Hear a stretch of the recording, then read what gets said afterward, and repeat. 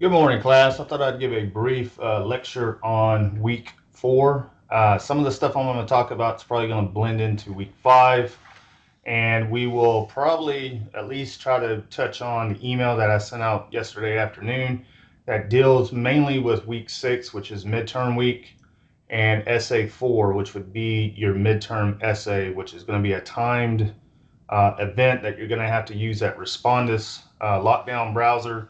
I gave you some information about how to go about finding additional information about that, but I can show you here as well.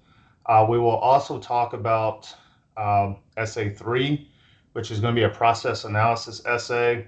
If you look in your week 5 folder, there's some information already about that. We will discuss a little bit more about what you need to do as it relates to the process analysis essay. Hopefully, it won't be that big of a ordeal because it is basically you are going to give like a how-to guide on doing a particular process. And again, we will talk a little bit more what that entails. What we're looking at right now is sort of the grammar aspect for week 4, and it's basically pronouns. And really, the big thing that you need to know, right? We have personal pronouns, as you can tell here: I, you, he, she, it, we, they. That they come in person, meaning first person singular, first person plural, second person singular, second person plural, third person singular, third person plural. Uh, and sort of like subject verb agreement, when you need to have a singular subject with a singular verb and a plural subject with a plural verb, when we talk about pronoun agreement and pronoun antecedent agreement, your pronouns need to agree with your subject as well. Meaning you have to have, like if you're using a gender specific um, person and pronoun, he needs to go generally with a male figure, she needs to go with a female figure, that type deal. It needs to match up in number and in gender. As you can tell here, we have possessive pronouns: mine, yours, his, hers, ours, theirs. Relative pronouns: that, which, who, whom, and whose. Demonstrative pronouns: this, that, these, and those. Reciprocal pronouns: each other, one another. Interrogative pronouns: what, which, who, whom, and whose. As you can tell, some of these sort of overlap. Indefinite pronouns: there's a lot more to these. Your book may mention some more, but the best thing to probably do with the indefinite pronouns is do a Google search, for English indefinite pronouns, because you're going to have a whole lot more that you're going to have to sort of be mindful of. But these in this case would be anyone, everything, few, many, each, anything, everybody, none, someone, and everyone. And usually they take just like they would do in subject verb agreement, they have a singular nature, so they take a singular verb. In this case, they're going to take more or less a singular pronoun antecedent. Empathetic pronouns plus reflexive pronouns: myself, ourself, yourself, yourselves, herself, themself, himself, itself. Right now, I'm not really seeing a whole lot of issues as it relates to these when you're writing your essays or your discussion posts as it relates to the peer reviews, or as you're finishing up some of the weekly quizzes over some of the readings. But just sort of keep these in mind when you're thinking about pronoun antecedent agreement, um, so you're not having some issues picking the right pronoun or agreeing in number and gender with the right pronoun. I believe, I think I have one more essay one I have to grade. I thought I had all of them graded, but I think there's one more. So once I do that, and once I do grade all the peer reviews for this week, your grades will basically be up to date.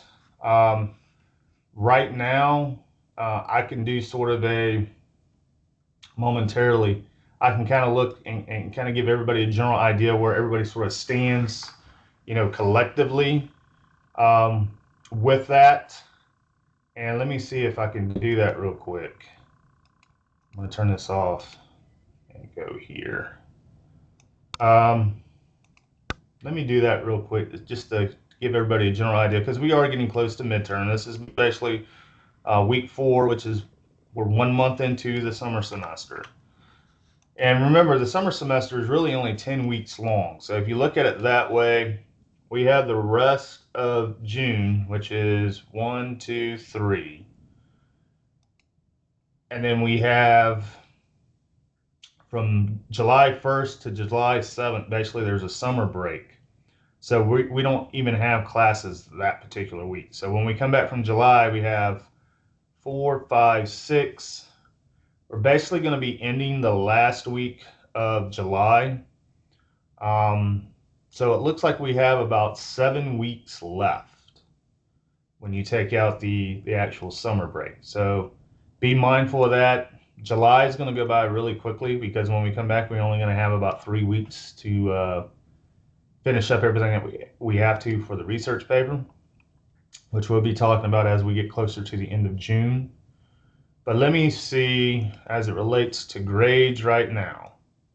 And this is just collectively, because right now in the class, in this particular class, we have, it looks like 15 students. Um, Nobody has, at this point, nobody has an A in the class, so nobody has 90 to 100. Of course, that can change in the next 6 weeks, 6 weeks, 7 weeks or so. We have 8 students that have between an 80 and 89, which is a B. We have 5 students that have a C between 70 and 79. Right now, we only have 2 students that have a D between 60 and 69, which keep in mind, most programs of study want you to have a C or higher to pass the course. And the good thing is nobody has a F in the course at this point. So again, we got 7 weeks. I'm hoping some of my B's become A's. I'm hoping some of my C's become B's. I'm hoping my D's become C's or B's. So there's still time, as long as you're turning stuff in and it's good quality work, that you could pull up your grade. Um, as we get later into the semester, we probably could talk about some extra credit opportunities if time allows. I usually try to do a couple of those each semester, and that generally helps everybody's grade as we get closer to the end of the semester. So just be mindful of deadlines and due dates. Usually that's what hurts a lot of folks is they forget stuff, especially in a quick semester as the summer is. So just be mindful of that. And hopefully, when you're looking at the feedback that I'm giving for Essay 1, you're sort of not making similar mistakes when you're doing the peer reviews for Essay 2 and you turn in that final draft to be graded this Sunday for Essay 2. Okay, let's shift gears here a little bit. Let's talk about drafting, rough drafts, beginnings, and revisions, because pretty much that's where you're at right now with Essay 2. You're going to go through this process with Essay 3 for the research paper. And there's a little bit of tips that you can kind of keep in mind. I can send this out. I'm not going to read everything verbatim. I'm just going to hit the high notes with the boldface. But a lot of this stuff you probably learned from other English classes prior to coming to this one. You want to think, right? Think about the prompt. Start jotting down, doing some brainstorm activities to get your ideas flowing. You want to probably do it in a time where everything is sort of works well as it relates to your mental abilities. If you're a morning person, that might be the best time to start brainstorming and writing essays. If you're not much of a morning person, maybe mid-afternoon, or some folks like to work at night just because it could be they work during the day and they have kids and that's the only time they have some free time. You just want to allot out some time and kind of do your brainstorm activities, create outlines, do some free writes. The second step, basically just write. Getting started is probably the difficult process here. I'm hoping that gets better as you go from one essay to the next. It all really depends on your topic too. That's why I give y'all, 5 or 6 different topics.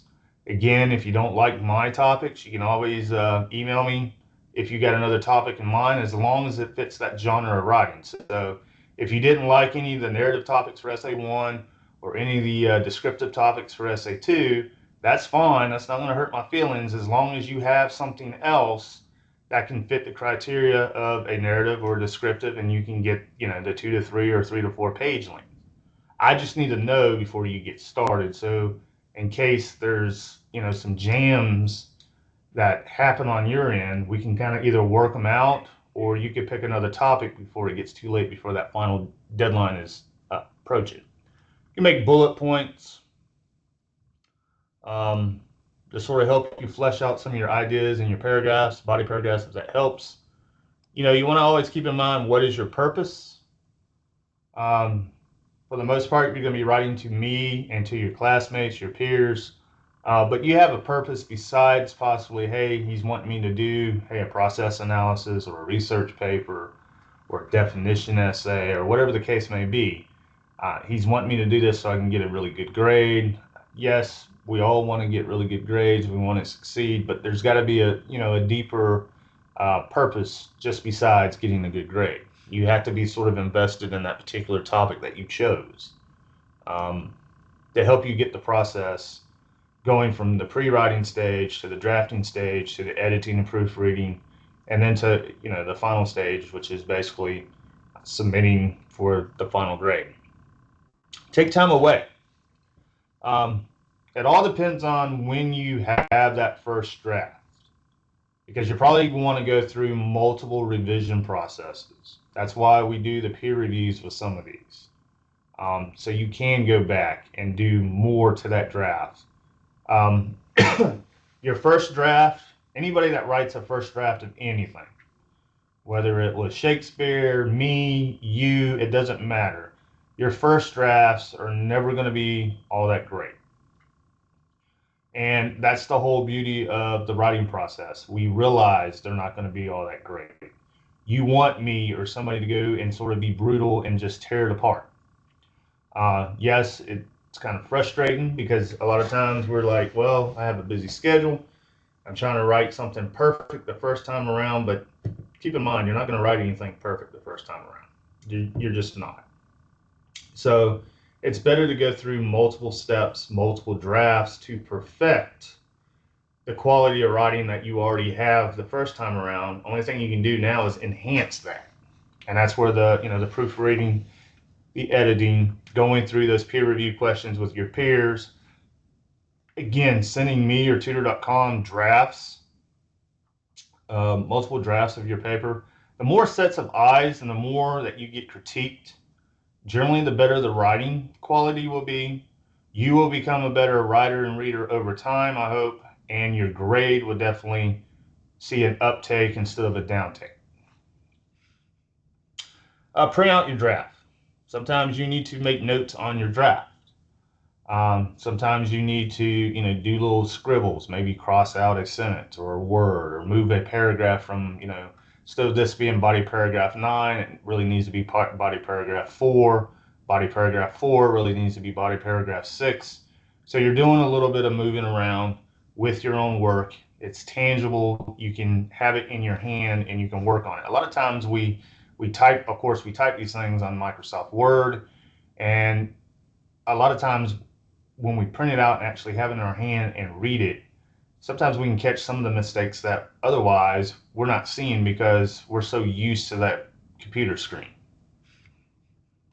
Identify ideas that are important to you, right? Look at proofreading, spelling, grammar, that type stuff. But look at your arguments, look at your examples. Are you overly wordy in one area? Are you not as detailed in another? Do you really need this example here? Do you really need this sentence? Can you take it out and the rest of your essay still makes sense without it? So you want to be careful with how much you put in. Of course, usually that first draft, you want to try to put everything in, and then you can kind of come back and prune it and weed it out. Examine the first paragraph.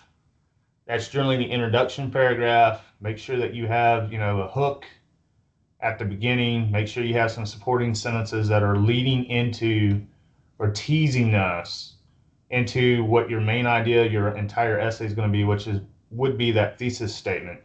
With your descriptive paper, sometimes you will hear a dominant impression That's just another fancy word for thesis statement as it relates to that particular type of genre of writing. But you want to have a complete thought, and it needs to end with a period as your thesis statement in the last sentence of your introduction paragraph. You want to look at your concluding paragraph and just make sure that you're concluding in a way that you're not adding any additional details that you didn't talk about in the previous body paragraphs, and that you're wrapping up really nice and neatly. So, your first impression is always a good impression, but also you want your reader to sort of take away some gems, some nuggets of knowledge. So you want that concluding paragraph to be just as important as that introduction, because the introduction is the first thing we're going to read. Your conclusion is going to be the last thing we read. So we want something to really take away that would be memorable, substantive, something that we can actually gain knowledge and learn from. Cut the paper draft. I've heard of this. Sometimes it works. It sort of make like a jigsaw puzzle. You print out your paper, and then you just cut out the paragraphs. You have a table, hopefully a longer table, and you can kind of label your paragraphs, introduction, body paragraph 1, body paragraph 2, conclusion, whatever, and just scatter them, and then see if, moving one paragraph up or moving one paragraph down is a better organization and a better order for you. And a lot of times we just can't do that nice and easily on a document. We can't use scissors to the computer screen really. So cutting or printing out and then cutting your essay up into like little jigsaw puzzles, you can then start taping stuff together, because as you start reading, you may realize that, hey, my first body paragraph really sounds better if it's the second body paragraph. My third body paragraph really sounds better if it's my first. And then you can kind of do a little bit of juggling around and complete that jigsaw puzzle of your draft. The writing process is non-linear. So be careful, meaning sometimes folks don't start with your introduction paragraph. Sometimes they're able to start with a conclusion and sort of, write backwards a little bit. It all depends on the topic, and I guess it all depends on how comfortable you are with writing at this point. Because sometimes it's hard to get started. So you just sort of start in the middle and sort of bloom out. And that's fine as long as you can get everything back together coherently, uniformly, unity, that type stuff. So your ideas are just not going all over the place. So you can kind of try that. Start out small, especially if you have a bigger project. That's probably going to be beneficial as we get to the end of June and into the month of July with the research paper project. Ask your friends, again, other sets of eyes that look at your work, even though they may not know everything that deals with grammar or development or organization. They could probably tell you if something just doesn't sound right, if it doesn't read right, if you need to add more or take away. Maybe somebody's really good with spelling and grammar. You can have look at, family or friends. Read your essay out loud to yourself. A lot of times you can catch a lot of the surface errors by just printing that essay out and just reading it out loud. We all have smartphones. We all have some sort of a device that can record audio and video. Record yourself reading it and then play it back while you're sort of going through maybe the process of revising, because that might help you. It might save some time, because you might go across a sentence or a paragraph that just doesn't sound well to your ears.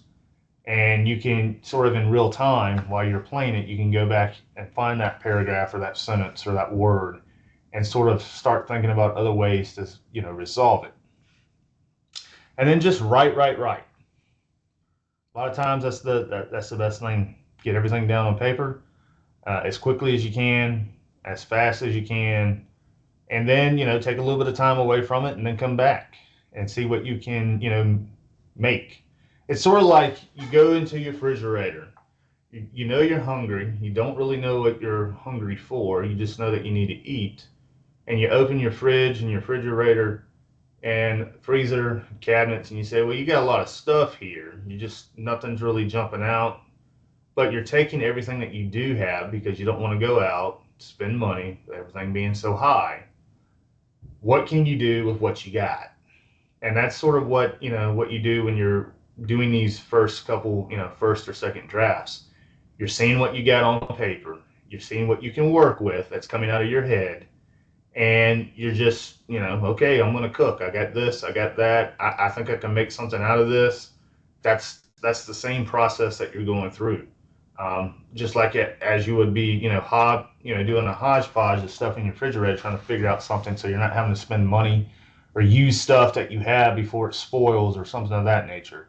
Especially if you got kids, man. During the summer too, they're no longer in school, so they don't have their lunches. Now you're sort of having to provide the lunch deal, breakfast, lunch, and dinner. So it gets kind of expensive, it gets kind of hectic, and a lot of times you got to kind of just do with what you got. So you're not spending more money and filling up a refrigerator that might be already packed with stuff. You just haven't had the time to really go through and look. So a lot of us have these ideas that we want to have in our head. It's just a matter of just getting them down on paper and then stirring or flipping or tasting to see what we got that we can work with. I hope that's was a useful. These tips are useful. There's like 15 of them. I'm sure if you do a Google search or something, you can probably find some more. But again, sort of keep that in mind when you're drafting, right? Which is really the third stage of the writing process. It's right there at sort of the climax period. If you look at, sort of this as drama, first act, second act, third act, fourth act, fifth act, that type deal. All right, moving along. We will come back and look. Well, we probably go ahead and look at this now. The reading for this week. You didn't really have the joy of reading and writing Superman and Me. You didn't really have any questions that went with this. What I usually do is that first week that we have a particular reading, it gets you sort of involved with that genre that we're going to be studying for that week. So, like for the Hughes, you did more of a descriptive. This is more or less, it's sort of narration and descriptive to some degree. But usually you will have a quiz on one, and the other one is just there for your own sort of knowledge to sort of read, to look at another professional descriptive paper, one that's got published, one that's made money. So you can kind of see two different pieces of writing from two different authors and how they approach that particular genre, whether it was a narrative, whether it was a descriptive paper. Week 5 is going to be a little bit more about the process analysis, which we're going to talk a little bit about here, I hope, before we leave. If not, definitely we will talk about that next week. So let's look at this particular piece. The topic, right? The topic of the essay is the enjoyment of reading. The essay is about a poor Spokane Indian boy who follows his father's footsteps and developing a love for books. As he grows older, he begins to read almost anything that has words on it. So this is really like a narrative literacy with some description with it. His father likes to read. He's teaching his son, the habits of reading at an early age. He likes to read all the books that his father owns and the new ones that he would bring home. He reads out of joy, but also desperation, and learns that his love for books is his way of saving his life from the reality that he lives in. Which, again, if you read short stories, a lot of folks like to go to movies and watch TV to escape the reality of what's going on in the world, whether it's, a bad day at work, kids are acting up, whatever the case may be. We try to find joy in various forms of entertainment. Sometimes it's music, sometimes it's sports, sometimes for others it is reading and writing. So his father is basically teaching him a lifelong skill, because you really need to know how to read as you get older in life, especially when you're signing contracts and you're dealing with paperwork at various stages of your life. The thesis of this particular essay is: my father loved books, and since I loved my father with an aching devotion, I decided to love books as well. This is the thesis because the author states his position on the topic, afterwards presents his points, and supports the thesis. So throughout his particular essay here, he is referring back to that particular thesis, which is the main idea of what the entire work was, is built around. The type of this particular essay is more of a personal essay because the author writes about an experience he personally went through, but also is some description in there, just like the Hughes piece about the church. So it's a really good professional piece that shows how narration and descriptive sort of go hand in hand when you're not using too much of one or the other. You find that sort of fair and balanced approach between the two genres. Development. One way the author develops his argument by explaining how he has taught himself how to read with a Superman comic book. A lot of us that's how maybe we started. We started using comic books at an early age. For instance, he would look at the pictures and make out what was happening in them and then pretend to read by saying the action. So he would look at the pictures and he might not really know what the words or the sentences were saying, but he was making that little movie go in his head because he saw the image of Superman or whatever character was on that page, and he was creating his own sort of story based on what the action showed with the image. Another way the author develops his argument is by explaining how he would read anything with words and paragraphs. Use any of the free time that he had to read books. For example, he would read in the few minutes he had after finishing an assignment in class, or would read cereal boxes and bulletin boards at school, the clinic, the tribal offices, and at the post office. So he was just an avid reader. Like anything that would come across his eyes with words on it, he was wanting to read it. And you may know some folks like that. You may be that way.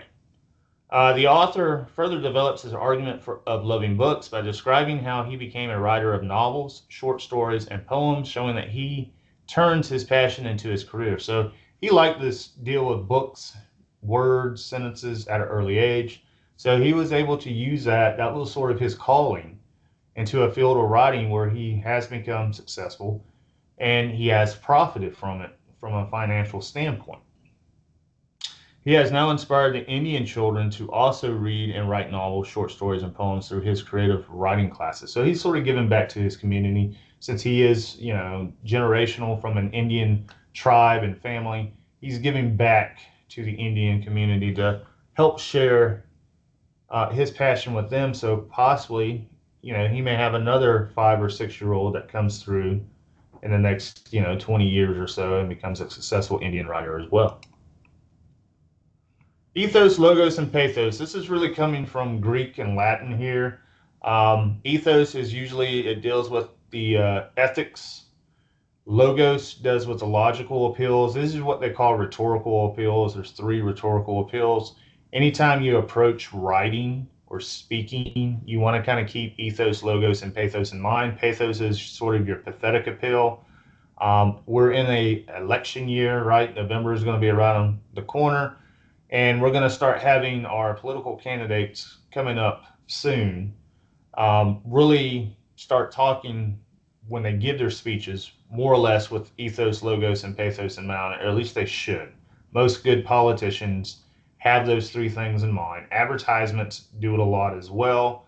And a lot of good, successful writers, storytellers have these 3 things in mind as well. So when you're writing your essay 2 and essay 3 and essay 4, think about the ethic appeal. Think about the logical appeal. Think about the pathetic appeal of that particular genre and of your topic and why you're writing, right?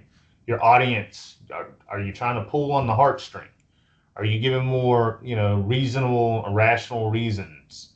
Are you trying to be more ethical depending on what your topic is? So see here, there's several quotes, right? So with the ethos, these days I write novels, short stories, and poems. I visit schools and teach creative writing to Indian kids. Again, going back, he's giving back to his particular community. And as it says here, this is an example of ethos. This makes the author's essay trustworthy by establishing authority. The reader does not view the author as just a smart Indian boy who had an obsession with reading anymore, but rather as someone who put their talent at work and became successful. And he's also wanting to not be selfish about it. He's wanting to sort of share that wealth and knowledge and his passion. Logos. Again, here's a particular quote from the essay. I didn't have the vocabulary to say a paragraph, but I realized that a paragraph was a fence that held words. It's one way to put it. The words inside a paragraph work together for a common purpose. They had some specific reason for being inside the same fence. Again, this is an example of logos. The author uses an analogy between a paragraph and a fence to explain his logic of understanding the purpose of a paragraph. So he's trying to make sense of words in his environment at this time. Pathos. Here's a really good quote. A little Indian boy teaches himself to read at an early age and advances quickly. He reads Grapes of Wrath, which is John Steinbeck novel. Some of y'all might have read that in high school, or you could have watched the movie at some point. In kindergarten, when other children are struggling through Dick and Jane, if he had been anything but an Indian boy living on the reservation, he might have been called a prodigy. But he's an Indian boy living on the reservation and simply an oddity. So there again, here we're getting back into that evil, I guess you can call it evil, regretful time, when a lot of folks look down on the other, which in this case would be Indians. So if he was a white boy, let's say, or maybe an African American, depending on the situation, he may be looked upon as being a prodigy to be able to read something, advanced as Grapes of Wrath, which most high schoolers read in the 11th and 12th grade. He's reading that in kindergarten. But because he is this other oddity, as he says, he lives on this reservation. They look down on him because he is Indian. It's a rarity. He shouldn't be able to read that advanced novel, kindergarten, first grade. This is an example of pathos. The author is telling an overview of his situation in third person. Unlike the rest of the essay, which is written in first person point of view, this makes the reader feel sympathetic for him by comparing his life to someone that is not an Indian. The author expresses the struggle and opposition or oppression Indian kids go through, showing that it takes hard work and dedication to be successful and to be treated as equal. And some of that still goes on with Indians, with Hispanics, with African Americans. We still see that today in 2024, and it's really kind of sad, honestly. The transitions the author uses from point to point are very smooth and organized, so make sure that you're using transitional words and phrases as you go from one idea to the next in your paragraph. That will make your essay read smoothly and blend in fairly equally. Each paragraph branches off from the end of the previous paragraph. The other thing is, keep in mind, some of y'all with your narrative, and I'm starting to see a little bit creep up in the peer reviews for essay 2, you don't want to use second person pronouns, which are you, your, yourself, in formal academic writing. Generally, you want to stay with first person or third person. Now, if you have characters who are talking, you're quoting characters, or you're doing a quote from a particular passage that has second person in it, you can leave that because you're quoting them. But you just don't want to go out there and write you. It just makes it look less professional, less academic. It looks more informal.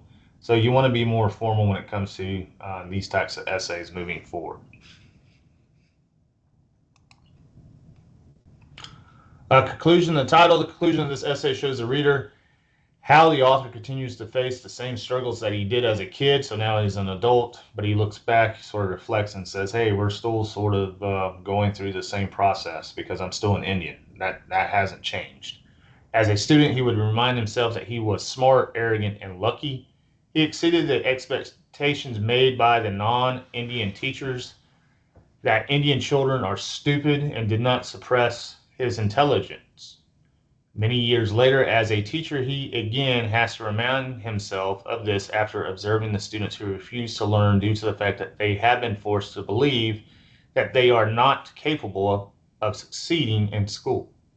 So he's basically going through the same process that he did as a kid. He's now seeing that as a teacher with other young Indian kids in his class. This is an effective conclusion because the author shows the audience that he is using his authority to make up for the mistakes of his past teachers. So, yeah, he wants to do better than the teachers he had growing up. He wants to make a change. He wants to have a difference. He wants to show that, just because you're not white or you're not black or you're not a certain nationality, you're Indian, that you can be just as, successful and smart with a little bit of hard work and dedication and some passion. He is using his passion of reading and writing and tries to inspire the younger generation, hoping to save not only his, but now the lives of those in the community as well, and as a whole. The title of the essay directly relates to what the essay is about, the author's enjoyment of reading and writing, and where it all began. This is an appropriate title because it gives the reader an idea of what the topic of the essay is, and also makes the reader curious as to why Superman is involved.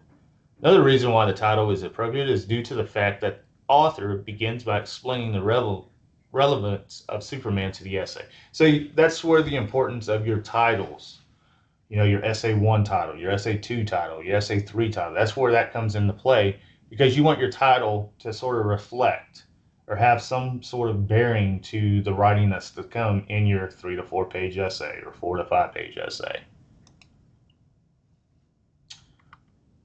All right, moving right along. Let's talk a little bit about MLA method citation, parenthetical citation, in-text citation. I'm really doing this because I know when we're doing some of these quizzes, the Wolf piece and the Hughes piece, sometimes you're lifting quotes, which you should, to support your ideas and thoughts throughout that particular paragraph. But there is a certain way that you want to quote, right? When you're using quotations from that particular passage, you want to make sure that you are putting things in quotation marks, and then you're including the stuff in the in-text and also having a works cited page. And I'll show you where you can go for a works cited generator momentarily. But looking at this, we're going to get more involved as we get closer to the research paper, because you're going to have to, use 6 scholarly sources when we get to that research paper. And it says here, this is when dealing with a single text source. To cite correctly using MLA single source method, these are the 3 components: your introductory clause or full sentence, the quote you copy from the text, the page number of the text where the quote came from, or in the case of a web source, the author's name or a brief title. So if you look here, it says when you introduce the quote using an introductory clause, you must put a comma after your clause and before the copied quote. So it says here, Ralph tells Piggy, comma, and we get this particular quote from the actual book, or novel in this case, better Piggy than Fatty, right? That's the quote. And I believe this is probably coming from the novel Animal Farm. As you can tell, we have that introductory phrase. This is the introductory phrase. We have the comma, we get into the quote, relatively short, and now we have the page number, and notice the period goes outside the page number in this case. So make sure that you have a page number. Most of the things that I upload as it relates to the readings, you will find a page number either in the top right-hand corner or the bottom right-hand corner. There should be a page number. If not, then you may have to put the author's last name. Usually you want to have the author's last name with the page number. This is another thing that they didn't do. So Orwell writes Animal Farm. So technically you need to have parentheses, Orwell, and then space, and then the page number 17, close parentheses, and then the period. You don't have a comma in between the author's last name and the actual page number when you're dealing with MLA 9.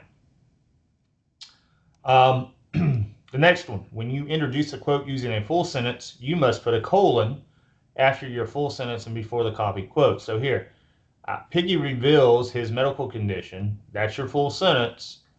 We have a quote, or we have a colon. Usually a colon follows nouns. They don't follow verbs so much unless you're dealing with a block quote. We have this quote. I was the only boy in our school that had asthma. We have the closed quotations, we have the open quotations, and again at the end we do have the page number inside parentheses. This is what they call in-text citation or parenthetical. Really, the other thing that this site or this handout is missing is because we don't know the actual author. We should put that in here, which again I think is Orwell, so it should read Orwell 3. But I think you get the general gist of what's going on here. It says note that page numbers is put inside parentheses and the period question mark or exclamation mark at the end of the quote follows the page number. If you're dealing with a web source, a lot of times when you look something up on Google, you may not, obviously web pages don't have page numbers. So what do you do with that? So it says here, when you use a web source, you should always evaluate it to make sure it is a reputable source. Check for the listed author, publisher, or sponsor. You can normally find this information at the bottom of the page or in the About section.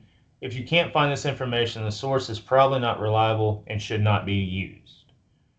There are two ways to cite web sources depending on whether or not the source has an author. If a web source does not list an author, there is a strong chance that it is not a useful or reliable source. So you want to be careful of that, especially when we start talking about the research paper here in about 3 weeks.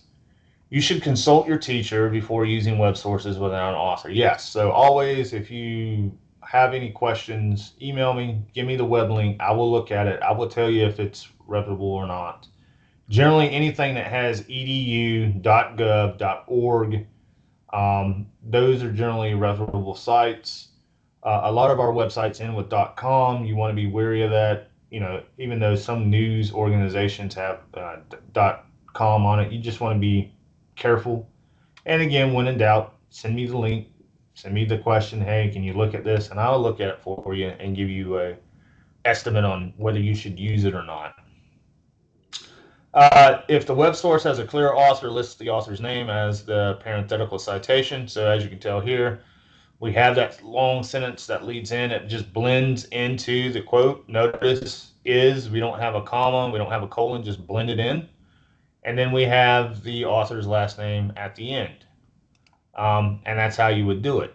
If the website or web source does not have a clear author, list the full title, a brief, or a shortened version of the title as a parenthetical citation. So again, we have this quote. Notice this is a full sentence. We have a noun being forced, so we begin the quotation right before it with a colon. We introduce with using a colon. We have this lengthy quotation.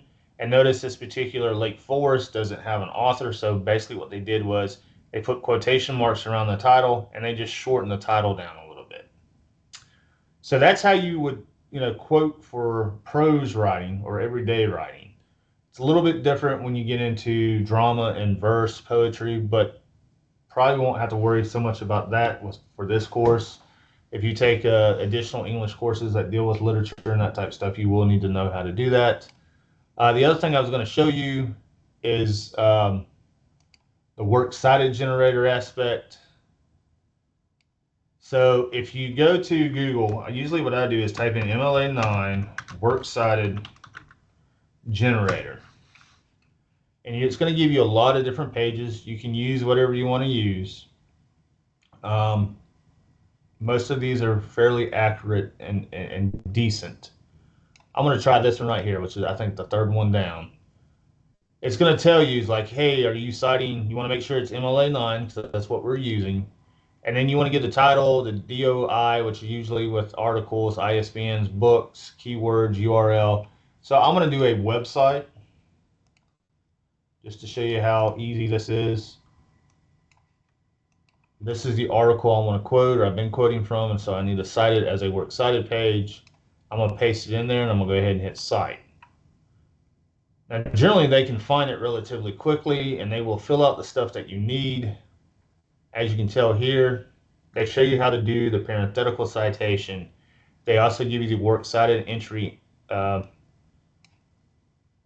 citation. So what you would do, and this is what I would do, I would go ahead and copy that. So when you're doing, and I'm going to have to pull up let me do this. I'm gonna have to pull up a Microsoft Word file. So when you're doing stuff in your discussion board, at the very end, generally you want to start a works cited page on a separate page, but just because it's a discussion board, you can kind of keep it sort of tight. When we deal with the research paper, you will have to have a separate works cited page. But what I would do is I would go ahead and center, and since you're only using one work in this case, it's work, not works. If you're using multiple, it would be works. And then I would go ahead and just paste it in. And this is what you would need as your work cited page. Now, if you had multiple ones, let's say you're quoting from 2 or 3 different things, then yes, you would need to have works now. But you would also want to make sure that your sources are in alphabetical order by author's last name. So if you had a source that started, last name started with P, P would come before W, obviously, or C would come before W, obviously. If you had a source that started with Z, then Z would come last.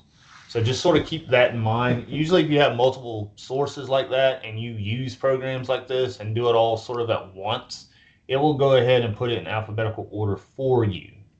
So that would leave, you won't have so much of the guessing game going on. So just be mindful of that. Let's see. All right. Process analysis. Probably what I'm going to do is send this out. We will talk. Well, we can go ahead and kind of talk about it now. Why not? We're here, right? So let me see. So in next week's folder, if you haven't already looked at it, this is your particular next essay assignment, which is essay 3. This is not the midterm. Essay 4 is the midterm. That's the one that you're going to be having to use to proctor you. And if you looked at that email that I sent out yesterday, it tells you some information about where to find that. Real briefly, I can show you also where you can find that. Let me bring this over here. If you're in your Blackboard course page, if you look over here, you're going to see something that's called Respondus Lockdown Browser and Monitor. You click on that, and it's going to go through a couple different things. Here it tells you to download instructions and videos that contain short videos and instructions to assist you in downloading Respondus for the following Windows, Mac, and Chromebook. It gives you support. If you're having issues, you have links. Kind of click on it, probably give you emails and phone numbers and that type of stuff that you can call. We have a LibGuide.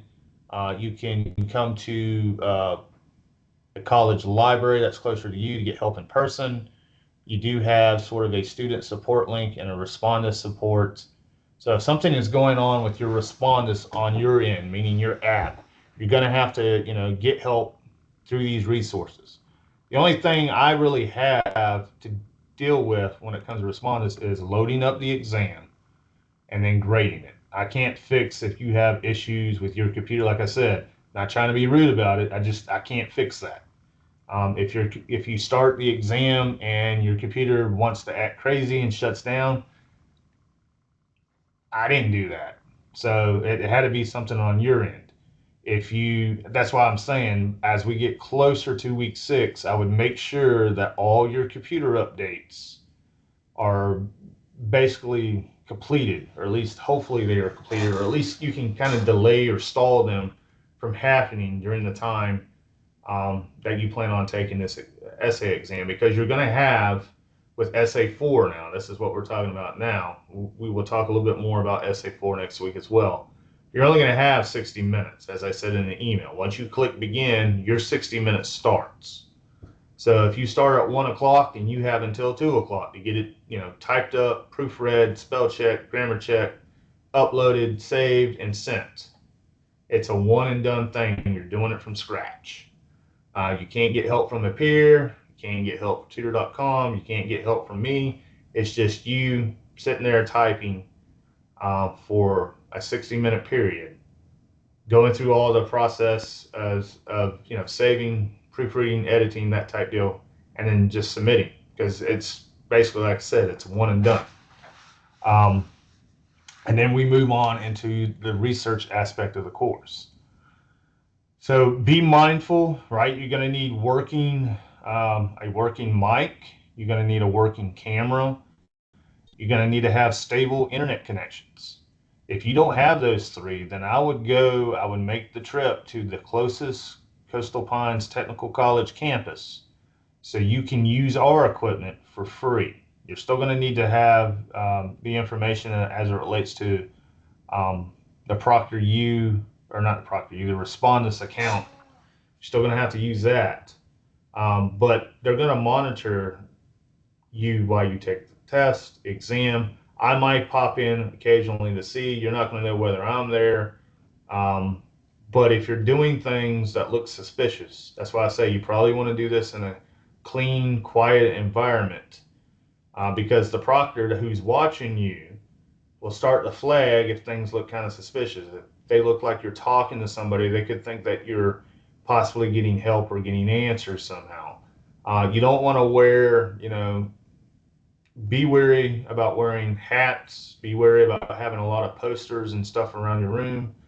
Just because in the past, when folks wore hats or had posters or sticky notes or calendars, I mean, it was just kind of silly stuff, but they still got flagged.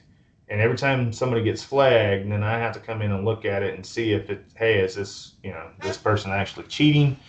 Really, with essay 4, you shouldn't have to cheat. I mean, it's going to be an extended definition essay on friendship. Again, we'll talk a little bit more about that as we get closer um, to week 6. But I just wanted to show you where you can find everything as it relates to Respondus. You also have a short introduction video. If you go to your simple syllabus, you should find some information about that, some additional information about Respondus. If you look here, it's right underneath Distance Ed. You still have some information. I will probably need to go back and kind of fill this out. But I pretty much put it in the assignment checklist, and I just told you when it was going to happen. For the midterm essay, it's basically going to be, in this case, essay 3 is really going to be 15%. Midterm essay is really going to be, since it's essay 4, going to be 16%. But I would definitely before the 20th of June, because that's when it's going to be due, which is a Thursday. So kind of keep that in mind. You're going to have essay 3, which we're going to talk about here momentarily. That's going to be due on the 16th, which is that Sunday. We go into Monday the 17th, which starts week 6. Keep in mind the 19th, which is a Wednesday that week. If you have any in-person classes, that's a holiday. That's Juneteenth. So you'd probably go like Monday, Tuesday, have Wednesday off, and then come back on Thursday. Since week 5 and 6 is already basically open, you don't have to wait until June 20th to turn essay 4 in, meaning you can basically write on essay 4 if you go through the stuff that you need to read for it, which will be in the week 5 and week 6 folders. You can turn in essay 4 before you even turn in essay 3 if you wanted to. That's why I'm giving you nearly 2 weeks to prep and prepare. Now, when you finally log in, like I said in the email, as it relates to the midterm essay, which is essay 4, you have to download the Respondus to the right device. I wouldn't use an iPad. I would try to keep it simple with either maybe a laptop or a desktop.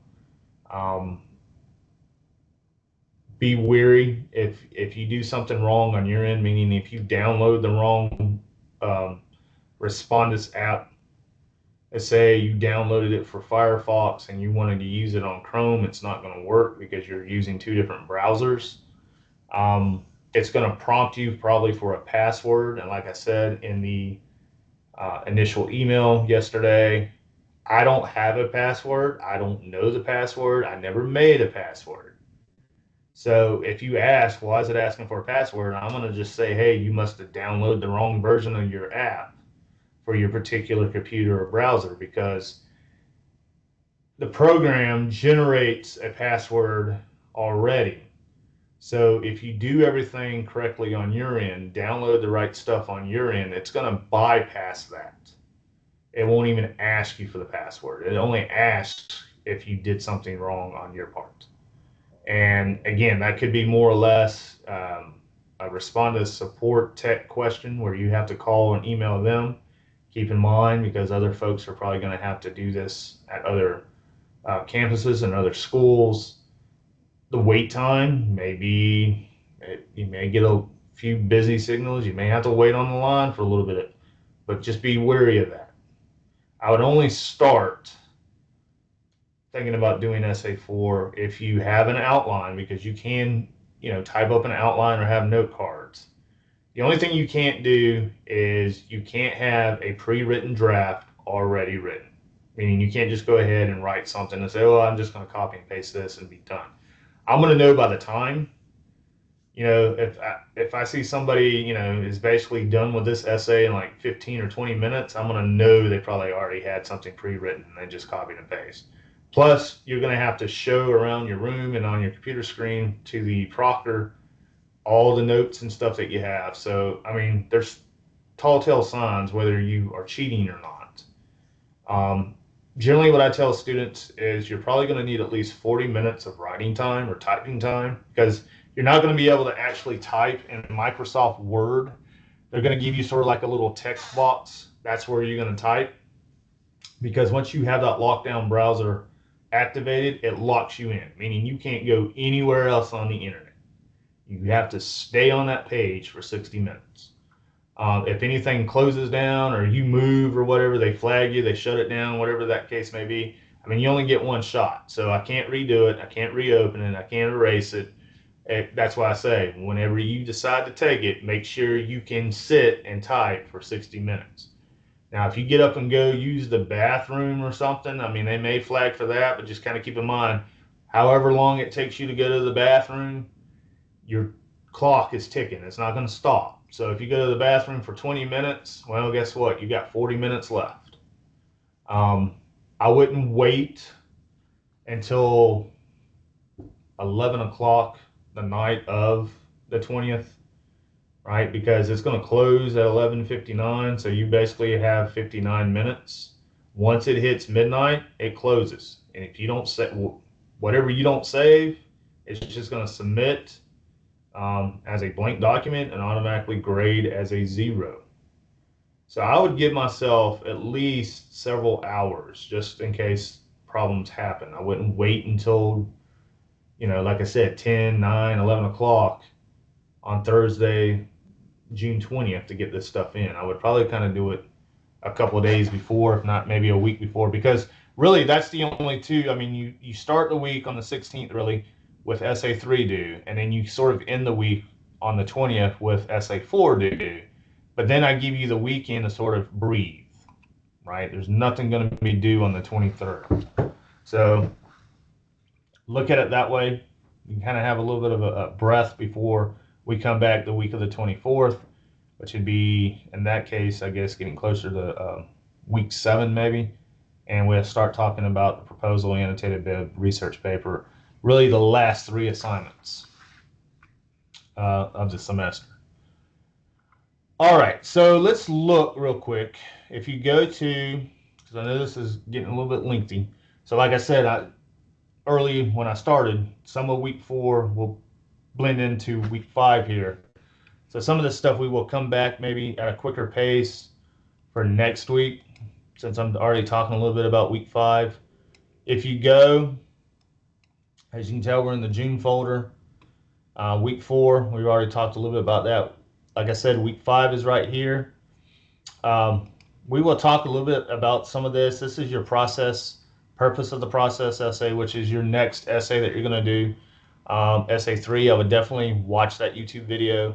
I'd watch some of this grammar stuff with parallelism, misplaced, and dangling modifiers. I give you some videos to look at there.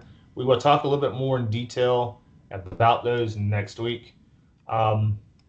There's also some information about spelling and diction, and again, revising and editing, which is really the 4th step of the writing process. So that's really the first folder. If you go to the second one, I do give you another video about directional informational process. That's a little bit longer. That would give you some additional hints. We do have a Dinian quiz. I will get that up as things go on. I think I have this actually due on the 10th, which is a Monday. So over the weekend, um, I will get some stuff going there. And I may kind of move that. I may move that a little bit because it's really coming up kind of early. So yes, I probably will move this due date. I think what happened was with some of these dates are coming up, it originally had me for 4 classes and one class sort of disappeared because there wasn't a lot of folks. So when I went ahead and made some of this, it sort of screwed up my dates. So I will probably change that because today's the 6th, which is when your peer review is due. The 9th is when SA2 is due. Yeah, I probably will. The 10th is kind of, close. That's going to be, you're going to have like 3 things. So probably what I do is move that up a little bit. I may have it due on the 13th since you have SA3 due on the 16th. I will look at that and get back. I will change that here.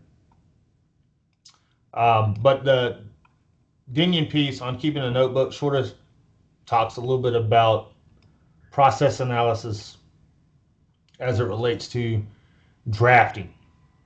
So it's a little bit, it's a little lengthy. It's about 6 pages, but of course, as we start moving ahead, you're gonna have to start thinking about writing longer stuff as it relates to the research paper. But this is where you're gonna find SA3 directions. Your Dropbox will pop up after the 10th, which after Monday, that will pop up. There's some additional information about SA4, which that's what we were talking about as it relates to the respondents event. Again, I would definitely go and read the email I sent yesterday afternoon and then look at the stuff in your syllabus. So SA3, this is what SA3 is. It's a process analysis. You're still using the same format, MLA 9, double space, times New Roman 12. This one needs to be, relatively shorter because what I'm doing here is I'm getting you kind of prepared for SA4 because SA4, since it is only 60 minutes, you're going to have to write a type of shorter essay there too. So this one only needs to be 2 to 3 pages or 500 to 750 words. It's going to be due on the 16th, which is a Sunday by 11:59. I give you several topics here to use or pick from: art of effective time management, from bean to brew, the coffee brewing process, navigating the scientific method, a case study approach, mastering the art of persuasive public speaking, DIY, do-it-yourself home energy efficiency updates. Again, if you don't like these 5 and you got something else that you can give me a process analysis, like a how-to guide, basically like a mini manual. Recipes are really good. You can do one maybe you like to cook a certain type of dish, breakfast, lunch, dinner, a dessert. When you look at recipes online, you see how they list steps of things, ingredients. You can do something like that. Anytime that you go to YouTube and look at how-to videos, that's basically a visual process analysis paper. So you can do one on changing oil in a car, truck. You can do one about, how to catch a fish, how to fillet a fish, how to go hunting, whatever the case may be. As long as you can do it with steps in mind, you don't miss anything, meaning anybody in the, that can understand English can pick up your paper and basically follow your steps and get the same results. You're not misleading your audience, causing them to be injured, hurt, killed, burned, whatever the case may be, then you should be good to go. This is a little bit more information about the process analysis. We're going to go through this, and then we'll sort of end it at that. So the process analysis essay is an essay that either tells the reader how to do something, a how-to essay, or describes how something is done. It offers steps and guidance in such a way that the reader can either learn how to do something or understand a process that they didn't know This usually consists of an introductory paragraph, 3 body paragraphs, and a concluding paragraph. So yes, since you're only doing 2 to 3 pages, and I'm sort of giving this assignment as practice for the midterm essay, you could probably use the 5 paragraph theme to help you with this. I mean, as we get closer to the research paper, you want to start breaking out and write more than 5 paragraphs to be able to get a 6 to 8 page paper then.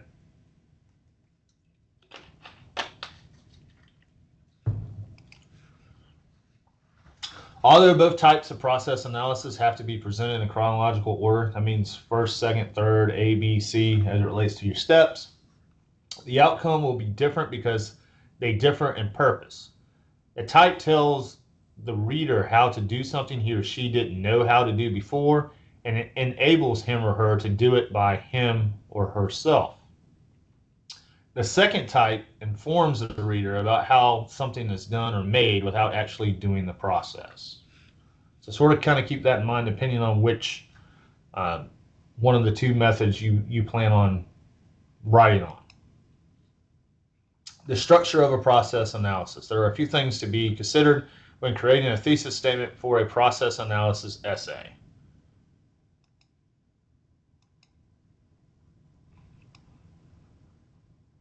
For the process analysis essay, the body paragraphs are unique because they contain 3 major stages for the process described in the essay. Keep in mind that each body paragraph should be centered on a major step of the process. There should be at least 3 major steps in your process analysis essay. So body paragraph 1, step 1. Body paragraph 2, step 2. Body paragraph 3, step 3. You have your introduction, and then you have your conclusion. That's your 5 paragraph process analysis essay. That is your essay 3. That will probably give you at least 2 to 3 pages if you follow that format and have that method in mind.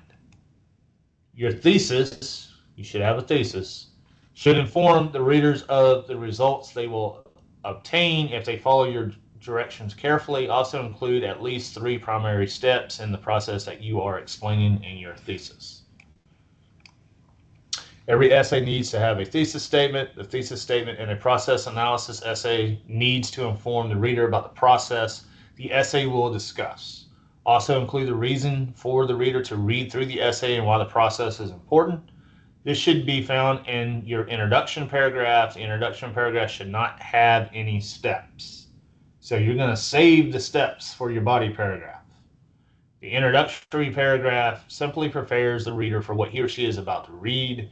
You may also include the reason why this topic is worth reading or why the process is important.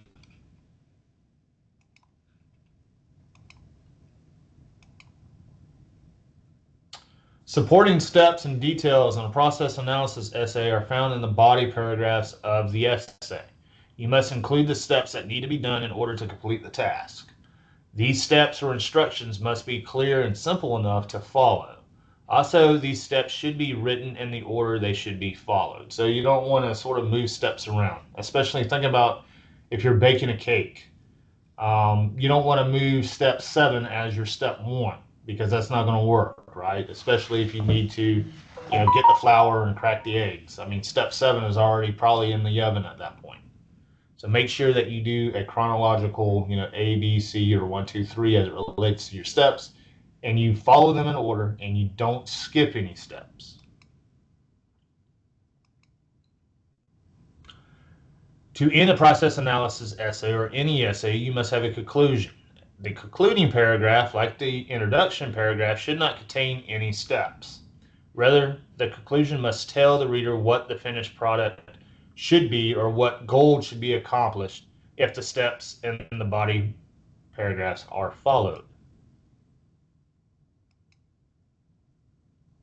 Here's a really short example about how to be a good friend.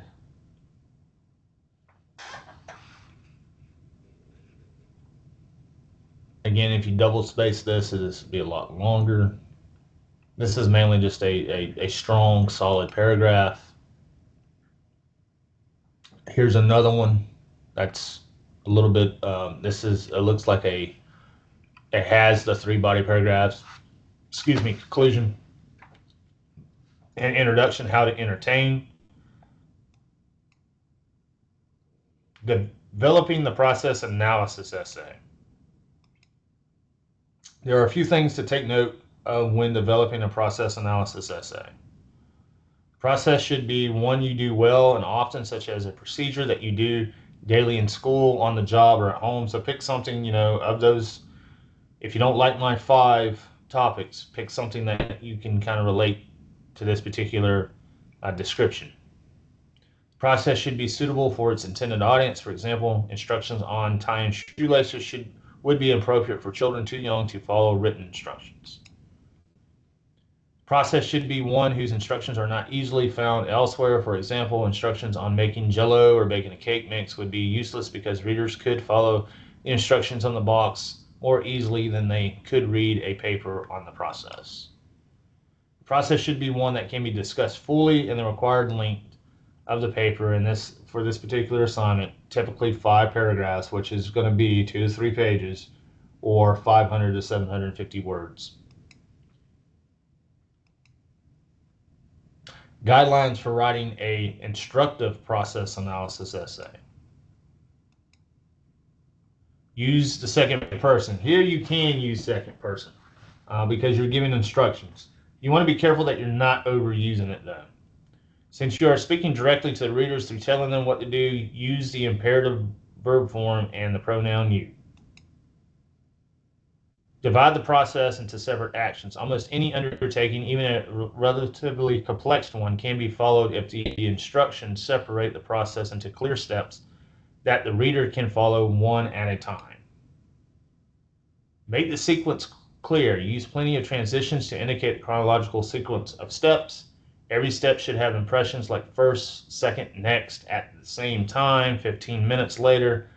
The reader should never have to guess when or in what order the steps should be followed.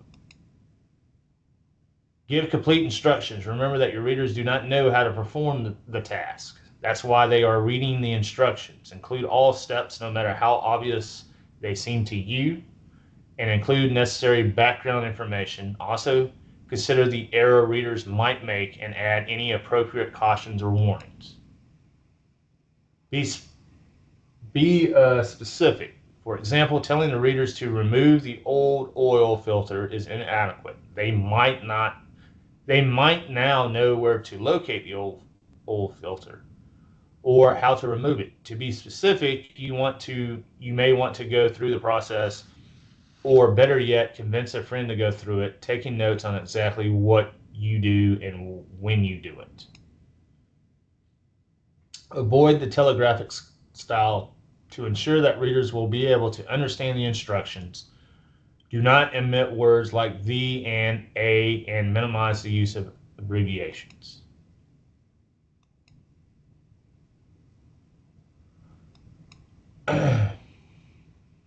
So here, you don't have to worry about this part of it, but that's pretty much what Essay 3 is in a nutshell. Again, if you feel confident about where you are with Essay 2, there is a Dropbox with that. You can go ahead and submit that. You can go ahead and start thinking about drafting Essay 3. The problem with Essay 3 is, since we have that quiz, we probably won't do a peer review for next week because I'm going to move that quiz up to probably the 13th. So I'm giving you practice to sort of do the the proofreading and editing on your own somewhat. I mean, again, if you want to send me something before the 16th, you can. I kind of look at it and give you some pointers and hints. Just kind of keep in mind, you're not going to be able to do that with Essay 4, which is going to be that extended definition essay we're going to talk a little bit more about next week as it relates to using the Respondus lockdown browser. So I'm trying to let Essay 3 mimic sort of the things that you're going to have to do with Essay 4. The only difference is I'm giving you basically roughly a week and a half instead of just giving you 60 minutes. But again, it's a short turnaround, but the paper is small. It's only 2 to 3 pages. All right. I hope everybody has a great rest of your week. I will be looking at the peer reviews and trying to get some more feedback for everybody there. I will grade that last Essay 2. So I'm hoping by Monday, all the grades, for the most part, will be sort of caught up. And then we will get into the week 5 and week 6 stuff. So I hope everybody has a great rest of your Thursday. I hope the weekend goes well, and I look forward to having another video um, next week sometime. Have a good one.